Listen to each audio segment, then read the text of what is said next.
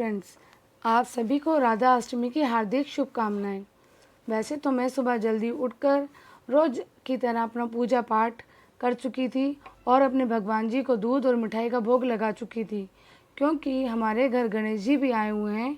उनकी पूजा करने के बाद घर का सारा काम किया, भोग प्रसाद बनाया। फिर 12 बजे अपनी राधा रानी का पंचामृत से, गंगा जल से, गुलाब जल से स्नान कराया।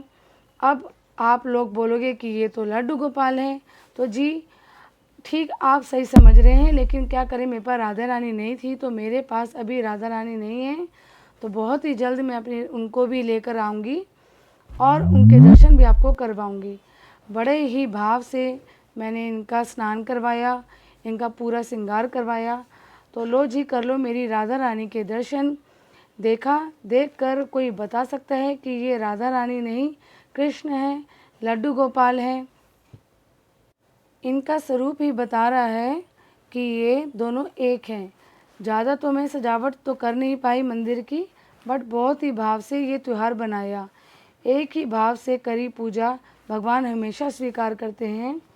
तो जैसा कि आपका भाव हो, श्रद्धा हो, सामर्थ्य हो, उसके अकॉर्डिंग ही हमें पूजा ज़रूरी करनी चाहिए। किसी स्वार्थ के भाव से नहीं करनी चाहिए कि अगर हम पूजा करेंगे तो भगवान हमें कुछ फल देंगे। ये निस्वार्थ भाव से करना चाहिए। वैसे तो मैं बैठे ही बैठे आपकी सारी परेशानियाँ वैसे तो वो बैठे आपकी सारी परेशानियों का हल लेकर भगवान से अगर कुछ मांगना ही है तो ये मांगे, उन्हें उनकी भक्ति मिले, आपको सेवा मिले। हे प्रभु, आपको हम कभी भूले नहीं। फिर हमें अपनी राधा रानी को झूला भी झुलवाया, उन्हें नीले रंग के वस्त्र पहनाए क्योंकि उनको अति प्रिय हैं। उनका नीले रंग का लहंगा, उनका श्रृंगार किया। फिर तैयार करने के बाद निछावर भी ज़रूर करनी चाहिए ताकि उनको किसी की नज़र ना लगे। देखो मेरी राधा रानी कितनी प्यारी लग रही है झूला झूलती हुई। बड़े ही प्रेम प्यार से हमने ये इनका त्यौहार बनाया है।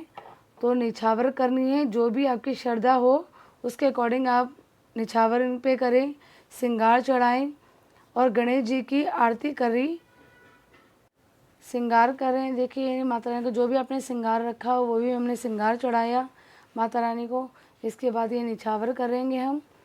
जो भी आपकी सामर्थ्य हो उसके अकॉर्डिंग आपने निछावर करनी है।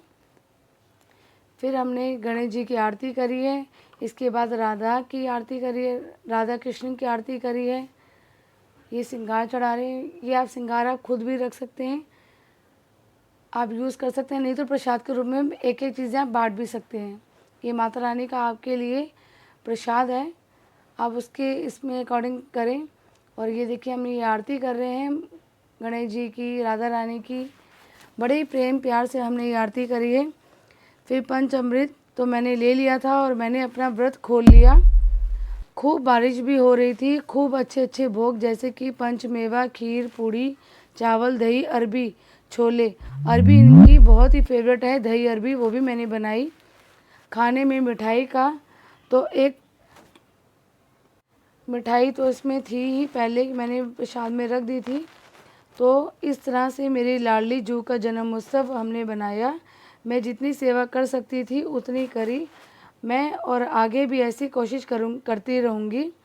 मेरी तो एक ही अरदास है कि हे राधा रानी, अपनी भक्ति की कृपा हमारे पर सदा बरसाए रखना और सबकी इच्छा पूर्ण करना।